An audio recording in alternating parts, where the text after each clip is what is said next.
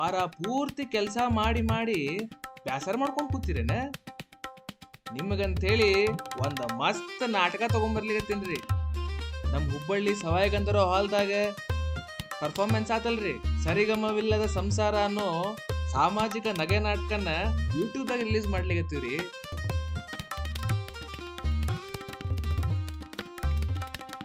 ಈಗ ನೋಡ್ರಿ, ಈ ಪೌರಾಣಿಕ ನಾಟಕ, ಐತಿಹಾಸಿಕ ನಾಟಕ ಮಾಡಕ್ಕೆ ನಮ್ಮ ಕಡೆ ಬಜೆಟ್ ಇಲ್ಲೋ ತಮ್ಮ. ಅದಕ್ಕೆ ಒಂದು ಸರಳವಾದ ಸುಂದರವಾದ ಎಲ್ಲರೂ ನಕ್ಕೋ ನೋಡುವಂಥ ಒಂದು ಚಂದ ನಾಟಕ ಯಾಕೆ ಮಾಡಬಾರ್ದು?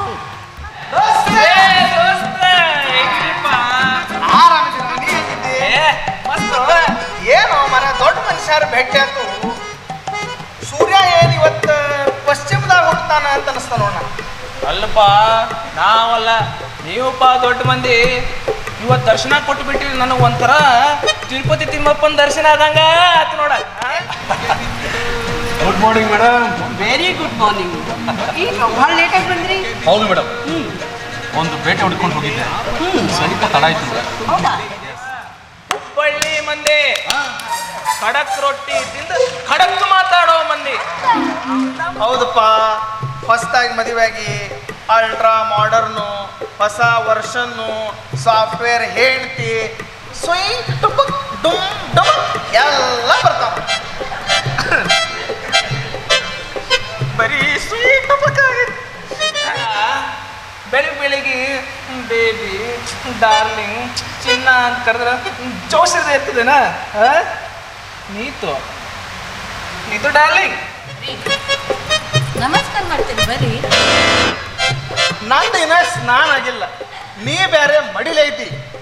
ನಾ ಹೇಳಿದ್ದಿಲ್ರೆ ಚಾಲು ಆತ. ನಮಸ್ಕಾರ ಚಮತ್ಕಾರ, ನಮಸ್ಕಾರ ಚಮತ್ಕಾರ. Hi aunty, good morning.